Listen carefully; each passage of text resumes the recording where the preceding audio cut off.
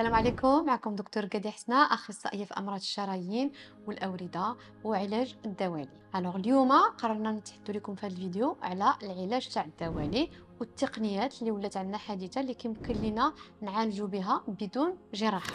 أول حاجة كاينة على حسب المرحلة، بيان سور ملي كيجي المريض عندنا الكابيني كادي نشوفوه كيكون واحد الفحص بصدى نيكو دوبلير ضروري باش كنشوفوا لي فين، باش كنديروا واحد لا كارتوغرافي باش كنعرفوا حتى حنا فين كاين الخلل. يعني واش الوريد العميق ولا غير أوردة سطحية اللي كتكون تحت الجلدة ديالنا. إلا كان المشكل عندنا في الوريد العميق، بيان سور غادي نبداو من هذاك الوريد العميق هو الأول، عاد كنخرجوا الأوردة السطحية. دونك كان باقي المشكل غير سطحي، يعني كومبليتمون غير تحت الجلدة، دونك هنا غالبا تيكون بلوس تجميلي كحاجة أخرى.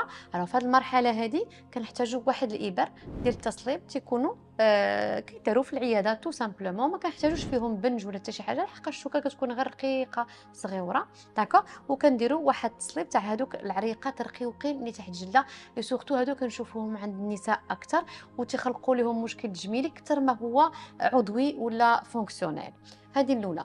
ثاني حاجه، اذا كان عندنا مشكل في لي فين سافين، لي فين سافين ولا الاورده السافينيه، هذا كيتسمى الوريد العميق. الا افيكتيفمون كيخصنا ضروري نعالجوه هو الاول، وعاد نخرجوا باش نديروا التكميل ديال العلاج ديال الاورده السطحيه. بالنسبه للعلاج ديال لي فين سافين، هنا كيحكم فينا حاجه اخرى، كيحكم فينا القطر ديال هذا الوريد. الا كان الوريد القطر تاعو قل من 6 سنتيمتر تقريبا، كنقدروا نديروا حتى هو علاج بالتصليب، ولكن كيكون سو غيداج ايكوغرافيك، يعني تحت المراقبه لاباغاي ديكوغرافي. تو سامبلومون كندخلوا لهذاك الوريد العميق حتى هو كتكون ديزانجيكسيون، وكادي انجيكتيو هذيك الرغوه اللي كدير لنا التصليب تاع داك الوريد اللي مريض. داكوغ. ومن بعد بيان سور تنديروا التكميل ديال العلاج.